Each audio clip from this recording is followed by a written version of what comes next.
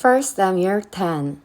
Then Samuel took a flask of olive oil and poured it on Saul's head and kissed him, saying, Has not the Lord anointed you ruler over his inheritance?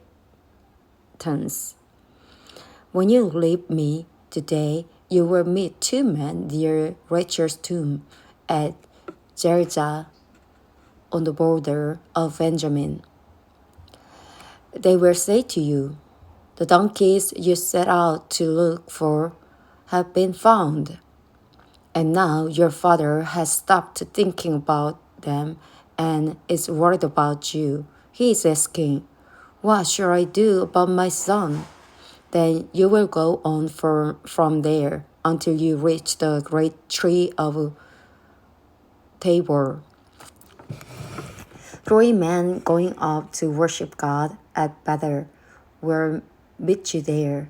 One will be carrying 3 young goats, another 3 loaves of bread, and another a skin of wine.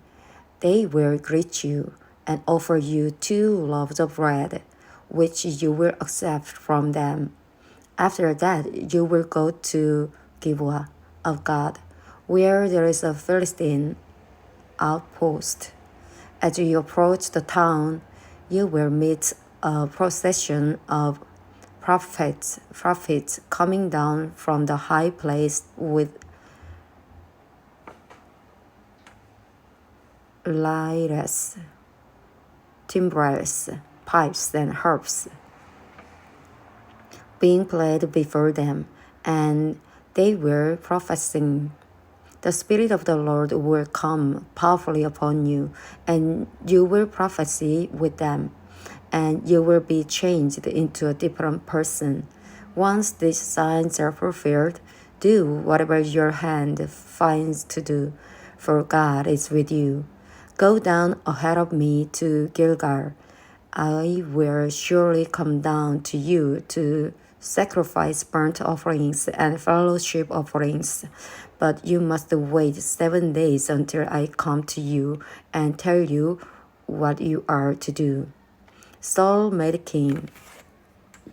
As Saul turned to leave Samuel, God changed Saul's heart, and all these signs were fulfilled that day. When he and his servant arrived at Gibeah, a procession of prophets met him. The Spirit of God came powerfully upon him, and he joined in their prophesying. When all those who had formerly known him saw him prophesying with the prophets, they asked each other, What is this that has happened to the son of Kish? Is Saul also among the prophets? A man who lived there answered, And who is their father? So it became a saying, Is Saul also among the prophets? After Saul stopped prophesying, he went to the high place. Now Saul's uncle asked him and his servant, Where have you been? Looking for donkeys, he said.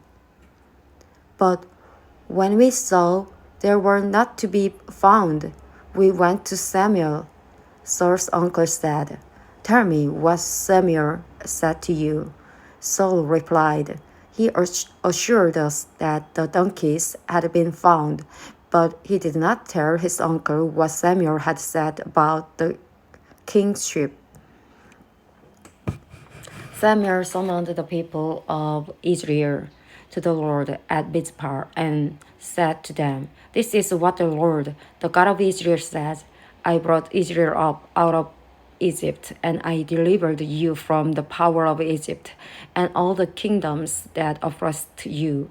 But you have now rejected your God, who saved you out of all the disasters and calamities.